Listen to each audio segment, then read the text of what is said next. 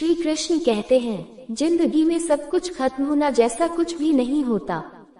हमेशा एक नई शुरुआत हमारा इंतजार कर रही होती। हे अर्जुन, मैं भूत, वर्तमान और भविष्य के सभी प्राणियों को जानता हूँ, किंतु वास्तविक हमें कोई मुझे नहीं जानता। लोग कहते हैं अपनों के आगे झुक जाना चाहिए, किंतु सच बात तो यह है जो अपने होते ही वह काफी झुकनी नहीं देती। वह दिन मत दिखाओ, ना कहा ना कि हमें खुद पर गुरूर हो।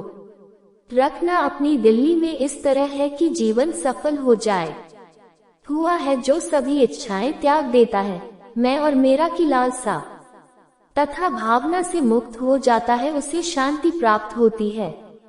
हमेशा छोटी छोटी गलतियों से बचने की कोशिश किया करो, क्योंकि इंसान पहाड़ों से नहीं पत्थरों से ठोकर खाता है। शांति से भी दुखों का अंत हो जाता है और शांतचित्त मनुष्य की बुद्धि शीघ्र ही स्थिर होकर परमात्मा से युक्त हो जाती।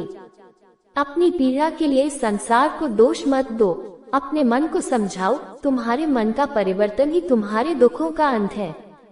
श्री कृष्ण कहते हैं, एक बार माफ करके अच्छी बन जाओ, पर दोबारा उसी इंसान पर भरोसा करके बेवकूफ मत बनो। इच्छा पूरी नहीं होती तो विरोध बढ़ता है, और एक्स्ट्रा पूरी होती है तो लू बढ़ता है। इसलिए जीवन की हर स्थिति में धैर्य बनाए रखना। अगर तुम अपना कल्याण चाहते हो तो सभी उपदेशों, सभी धर्मों को छोड़कर मेरी शरण में आ जाओ, मैं तुम्हें मुक्ति प्रदान करूंगा। यूं हुआ अच्छा हुआ, जो होगा अच्छा होगा। स्वयं को मुझ पर छोड़ दो, अपने कर्म पर ध्यान दो। कर्म ऐसा जो स्वार्थ रहित पाप राहत। कृष्ण ने दोस्तों को भी अपनी गलती सुधारने का मौका दिया, क्योंकि वो किसी मनुष्य को नहीं, उसके अंदर की बुराइयों को मारना चाहते थे। संदेह की स्याही से संबंध के पृष्ठ पर काफी शुभ अंकित नहीं होता, इसलिए अपने मन के विचार और संबंधों का आधार दोनों ही शुभ रखें।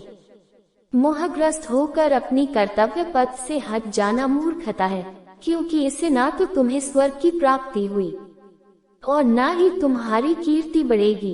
इस भौतिक संसार का ये नियम है, जो वस्तु उत्पन्न होती है कुछ काल तक रहती है, अंत में लुप्त हो जाती है, चाहे वे शरीर हो या फल हो।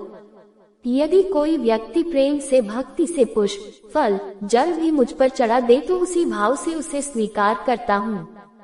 वह मेरा प्रिय भक्त, उससे मत डरो जो वास्तविक नहीं है। ना कभी था ना कभी होगा, जो वास्तव में है वो हमेशा था और उसे कभी नष्ट नहीं किया जा सकता।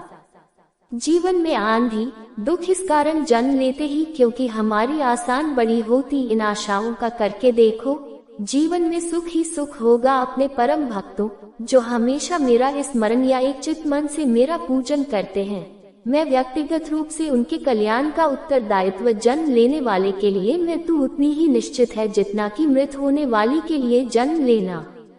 इसलिए जो अपरिहार्य है उस पर सुख मत करो। श्री कृष्ण ने कहा है, अगर तुम्हें किसी से दुख तो बुरा मत मानना। लोग उसी पेड़ पर पत्थर मारते ही जिस पेड़ पर ज्यादा मीठे फल होते ही। अंतकाल में जो मनुष्य मेरा स्मरण करते हुए देह त्याग करता है वह मेरी शरण में आता है। इसलिए मनुष्य को चाहिए कि अंतकाल मेरा चिंतन करे।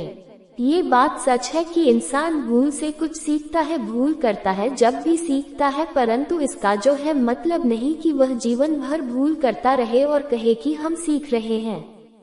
कृष्ण कहते ही इस जगत में मनुष्य भौतिक वस्तुओं का भोग करता है। अगर वे चाहे तो सब कुछ छीन सकते हैं, मनुष्य कुछ भी नहीं कर सकता। स्वार्थ सी रिश्ते बनाने की कितनी भी कोशिश करे वो कभी नहीं बनते, और प्रेम से बने रिश्तों को कितना भी तोड़ने की कोशिश करे वो कभी नहीं टूटती। क्रोध से भ्रम पैदा होता है, भ्रम से बुद्धि व्यग्र होती। जब बुद्धि व्यग्र होगी तब तर्क नष्ट हो जाता है, जब तर्क नष्ट होता है तब व्यक्ति का पतन हो जाता है। आत्मा न तो जन्म लेते ही न कभी मरती है और न ही इसे कभी जलाया जा सकता है, न ही पानी से गीला किया जा सकता है। आत्मा अमर और अविनाशी है। अगर व्यक्ति शिक्षा से पहले संस्कार, व्यापार से पहले बिहार और भगवान से पहले माता पिता को पहचान ले तो जिंदगी में कभी कोई कठिनाई नहीं आएगी। बीसियों का चिंतन करने से बीसियों की आसक्ति होती है। और शक्ति से इच्छा उत्पन्न होती है और इच्छा से क्रोध होता है। क्रोध से सम्मोहन और अविवेक उत्पन्न हो।